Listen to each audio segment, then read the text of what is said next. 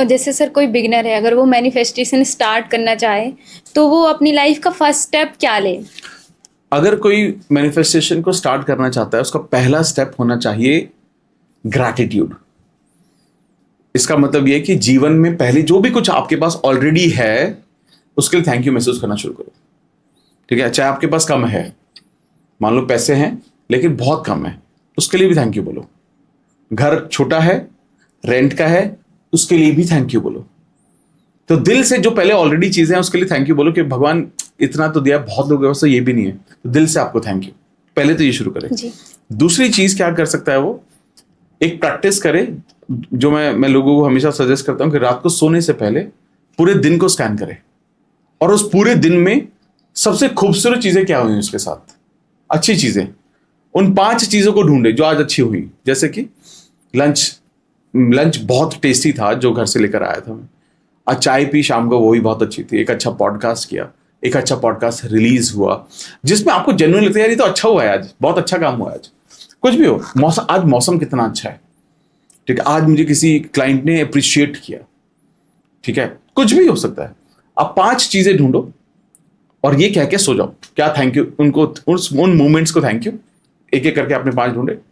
And यहीं से ना लोगों में बदलाव आना शुरू हो जाता है। लोग अगर सिर्फ इस चीज से शुरुआत करेंगे ना, तो मैं इसको कंफर्म मानता हूं कि यहां से मैनिफेस्टेशन की जर्नी शुरू हो जाती है। और इसी सिर्फ 5 चीजों को थैंक यू बोलने के बाद वो इंसान पॉजिटिव एक्सपीरियंसेस अट्रैक्ट करने लगता है और वो थोड़ी चीजें होने लगेंगी और उसको ये रियलाइज होगा यार तो सही चल रहा है यार, ये तो पॉजिटिव चीजें हो रही हैं यार। ये करना चाहिए हर किसी को शुरुआत में।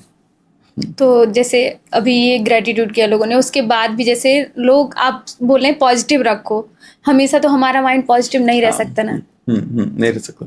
तो हम पॉजिटिव रहने के लिए कुछ और कर सकते हैं? पॉजिटिव रहने के लिए 2 चीजें और करनी चाहिए। पहले किताबें पढ़नी चाहिए, ठीक है, क्योंकि जब आप कोई भी किताब पढ़ता है कोई भी इंसान, और किताबें पढ़ने का मतलब ये नहीं 100 पेज रोज पढ़ो, 2 पेज रोज पढ़ो, आपको एक सेंस ऑफ अचीवमेंट आता है कि आपने कुछ नया सीखा है।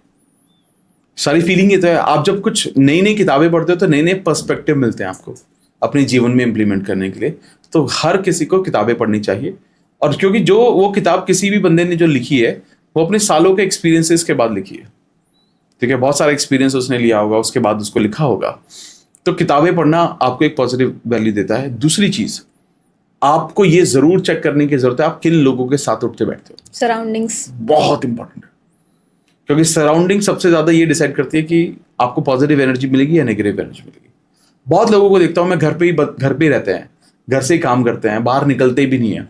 अब घर का एनवायरमेंट नॉट नेसेसरी आपका पॉजिटिव हो, बहुत लोगों का बहुत खराब भी एनवायरमेंट होता है, तो आपको बाहर निकलना पड़ता है। चाहे तो काम करने के लिए बाहर निकलो, रोज ऑफिस जाकर काम करो, या आप लोगों के एनवायरमेंट में ऐसे लोग होने चाहिए जो आपसे ज्यादा सक्सेसफुल है। एक चीज कही जाती है, if you are the smartest in the room you are in the wrong room. अगर आप एक ग्रुप का हिस्सा हो और उसमें सबसे समझदार आप हो तो आपको वो ग्रुप छोड़ देना चाहिए, क्योंकि फिर आपको सीखोगे नहीं। ये मैंने भी पढ़ा था, है ना। हाँ, तो आप ये देखो कि वहां पर आपसे ज्यादा सक्सेसफुल लोग कौन है, वहां होने चाहिए। प्लस वो लोग भी ऐसे होने चाहिए जो एक दूसरे को सपोर्ट करते हैं, पॉजिटिव बातें करते हैं, ड्रीम्स के बारे में बात करते हैं, गोल्स के बारे में बात करते हैं, एक्शन के बारे में बात करते हैं, एक दूसरे को हेल्प भी करते हैं। तो जब आप ऐसे एसोसिएशन में रहते हो, आपकी एनर्जी डाउन भी होगी ना, आप वापस आ जाओगे। डाउन होती रहेगी लेकिन ज्यादातर अप रहेगी, और ये आपका किसी का भी ना गेम बदल सकता है। और जब तक आपको ऐसे लोग नहीं मिल रहे हैं तब तक किताबें पढ़ो खूब सारी, क्योंकि किताब भी तो सक्सेसफुल इंसान ही लिख रहा है, तो आप डायरेक्टली उनसे मेंटरशिप नहीं ले सकते।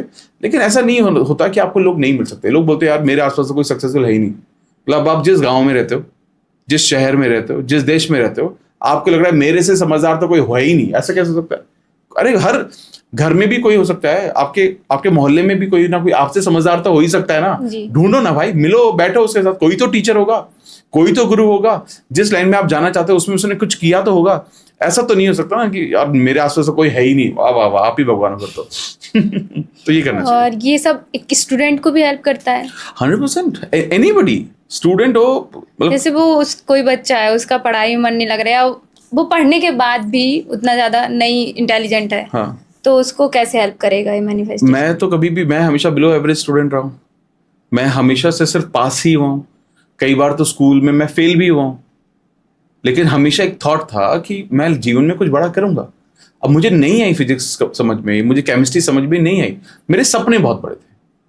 तो कभी भी मैं ये नहीं कह रहा हूं कि आप अच्छे मार्क्स नहीं ला सकते। मैं बहुत सारे आईआईटीएंस को जानता हूं, आईएम्स वाले लोगों को जानता हूं, मैं ऐसे ऐसे लोगों को जानता हूं जिन्होंने नीट क्रैक किया, सब मैनिफेस्टेशन करके।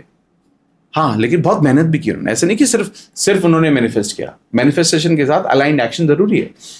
लेकिन अगर आप इस जर्नी पर आते हो, आप खुद सोचो ना, एक इंसान है, वो स्ट्रेस में है, पता नहीं मेरा एग्जाम क्लियर होगा नहीं होगा नहीं होगा।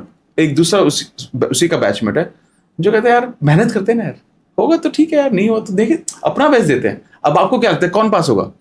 जो पॉजिटिव वाला इंसान। मैनिफेस्टेशन कोई भी करेगा ना पॉजिटिव रहेगा, तो पॉसिबिलिटी, उसकी probability and possibility to clear the exam will go up.